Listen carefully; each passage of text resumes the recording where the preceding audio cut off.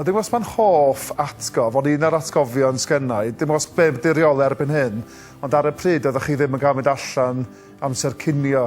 A nes i benderfynu un amser chwarae, mynd dros y ffens i fynd i siop fad, i prynu be nhw'n galw'n batch. Dim os nhw'n dal yna, brechdannau mawr yma, hanner torth, oedd un sleis o ham neu un sleis o gaws. Ac o'n i fel rhyw big man yn penderfynu mynd dros y ffens a rhedeg mewn, ddim yn taflu mhres, cael y batch, rhedeg nôl, dros y ffens, glanio, hapus iawn yn meddwl o'n i wedi impresio pobl hŷn a fi. Wedyn o'na wers bro y prynhawn yna, a Mr Eifion Williams oedd enw'r athro. A nath o ofyn i fi sefyll i fyny o flaen pawb. Ac o'n i'n meddwl, gret, mae'n di ofyn cwestiwn i fi am erydu ac steiryddiaeth oedd y wers. Ac o'n i'n meddwl, cwestiwn am erydiad neu am fynyddodd eryri neu rhywbeth.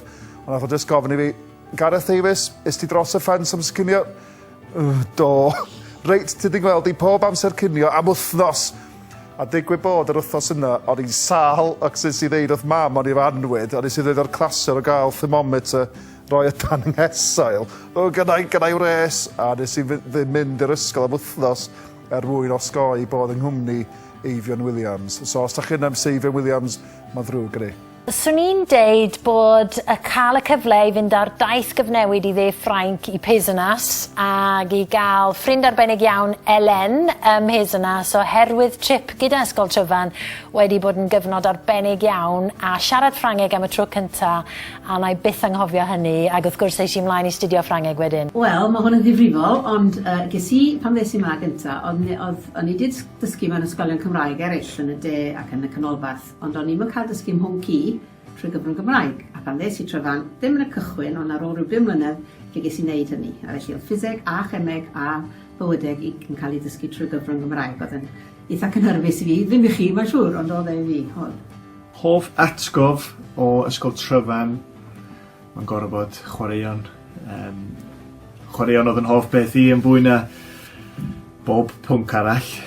Gwneud ffrindiau, cael hwyl, ysgol ddim rhy fawr, yn golygu doedd chi'n mynd ar goll yn yr ysgol, oeddech chi'n nabod pwy eich ffrindiau, nabod pawb i bob pwrpas.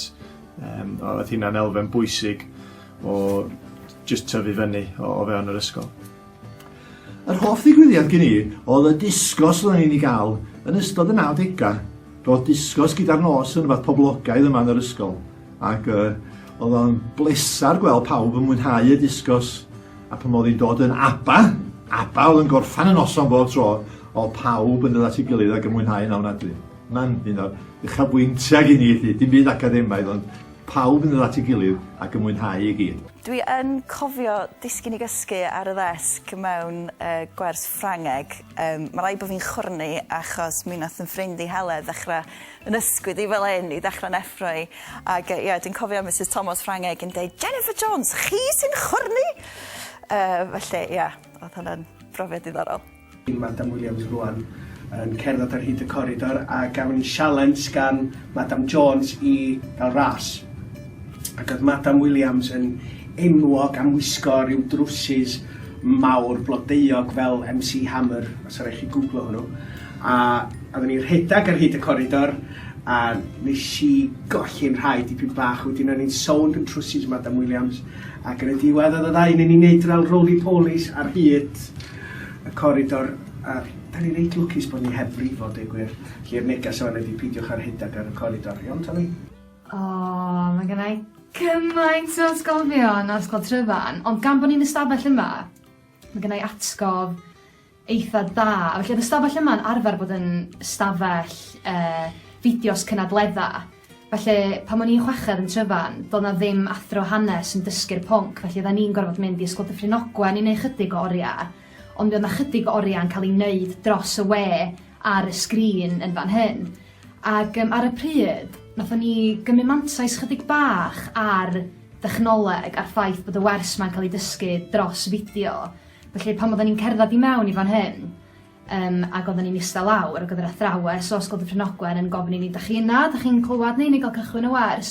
Oedden ni'n smalio bod ni di'r hewi, fel bod nhw'n meddwl bod yna rhyw nam technegol, ond doedd na'm nam technegol o gwbl, oedden ni jyst yna fela. Ac yn amlwg ar ôl 10 munud, oedden ni fatha, mae'r cyfrifiadau yn gweithio rwan. Felly nath ni dwytho'r system chydig bach, a gynnau atgof da o hynny fan hyn. Anodd dewis rhyw un stori,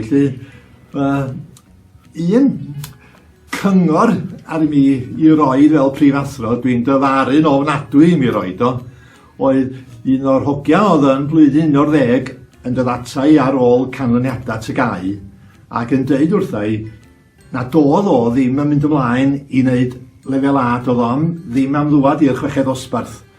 Ac oedd o'n mynd yn syth i weithio. Bod o wedi cael canlyniadau ardderchog yn ei tygau, doedd o ddim am aros ymlaen.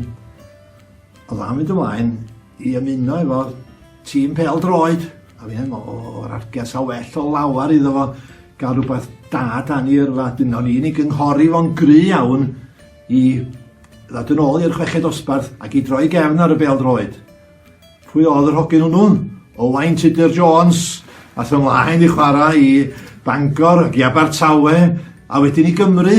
A rwan sydd yn wynaf amlwg iawn ar y teledu. Mi nath o dda iawn i anwybyddu'r cyngor ar i mi oedd iddo fo'n dolli. Na, just cael row oedden ni am wisgo dillad. O, ie. Ges i 3 row mewn un bora gyn nesta am bod sgert fi'r hyfyr. Ges i row gen nesta am wneud gwisgo ysgol yn hun i fyny, achos o'n i'n mynnu gwisgo rhyw gardigan fawr bagi dy. Oedd yn amlwg ddim yn mynd efo'r dress code. A mae sgertio fi dal ryfyr. So, Sorry. peidiwch o gwrando ar neb yn ysgol sy'n deitha chi sydd i fod. Byddwch yn chi'ch hunan.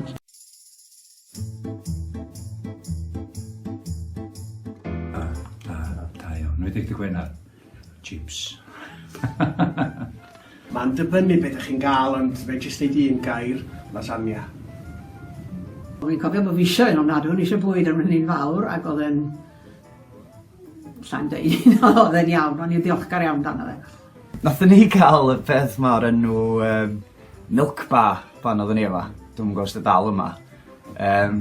Felly adeg yna oedden ni'n cael baguettes neis o falle, oedd reit exciting ar y bryd. So oedd o'n oce, ond ddim y bwyd cynnas. Y baguettes oedd o dda. Si joio cyn i ysgol, ac oedd ar y pryd yna rhyw dreis plastig mawr, oedd edrych fel y treis a chi gael mewn carchardau, o'n nhw'n sections gwahanol. So oedd yn eitha thrilling gweld, chips yn hwn, peas yn hwn. A oedd y bwyd reis, oedd hot dogs o'n un offi, a hefyd chips a gravy, neis iawn. Bechdan oedd i gyn i, a bechdan betys oedd i rhan amla, beetroot. Bod bobl yn rhyfeddu a tai dyna'r hoff fechdan i. A bob tro oedd hi'n dod yn ginio dolyg ac yn rhyw secret Santa yn y ginio dolyg. Fisiwch be o'n i'n gael pot o beetroot. O'n i wrth modd efo cyn ysgol, achos o'n a lot o chips ar y pryd. Oedd o cyn y dath bita iach i fodolaeth mewn ysgolion. Felly lot o chips a lot o fish cakes, so rhywbeth i wneud efo chips a fish cake.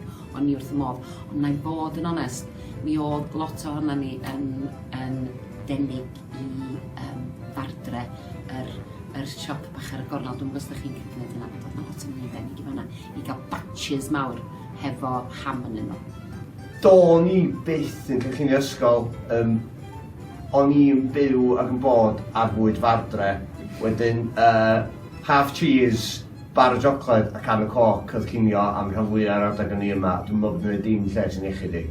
Wel, i ddeud y gwir, mi oeddwn i'n berson oedd yn mynd i fardre bron iawn bob amser cinio, felly allai ddim rhoi llawer o farn ar y cinio ysgol. Ac o'na rhyw ice buns neis yna hefyd, ond fardre oedd y lle i fod, guys. Ia, John Scott. Ydych chi efo fardre dal yna, efo pasties, efo sos coch, cheese and onion. 10p meanies. Cheese and onion pasties. O fardre, amazing. O'n mynd lawr bob amser cinio i fardre. A mae fadre dal yna, yndi? Ac oedden ni'n cael hanner batch adeg yna, a ham yna fo, a llwyth o fenyn, a prynu packet o crisps, a mewn o fo. Ac o'n i wrth y modd o hwnna yn just cinio, dwi'n cofio bob amser. Da, swn i'n gwybod deud, os bydd safo'n ddrwg sy'n i'n cofio, so da. O'n i'n rili licio cinio ysgol, dweud y gwir. Oedd o yn ffordd dda iawn o fod yn ddiog a ddim gorau gwneud sandwiches dy hun. A dwi'n cofio pen o'n i yna yn Ysgol Tryfan, oedd o'n chips bob dydd. Felly o'n i jyst yn bita chips bob dydd. Wel, fedra i ddim cael gafal ar gacena fel cacena sydd yn y ffritir yn nunlla arall. Maen nhw fendigedig. O, dwi'n cofio, oedd y pwdin siocled efo'r cwstad yn wych, oedd y chips yn dda ar ddydd Gwener, oedd y tatws mash yn ofnadwy. O'n i wrth y modd efo cyn i ysgol Tryfan. Nes i ddechrau yn ysgol Tryfan ac o'n i'n pwyso 16 stôn. Nes i orffan yn ysgol Tryfan ac o'n i'n ddipyn mwy na 16 stôn yn anffodus. A cyn i ysgol di bai hynny.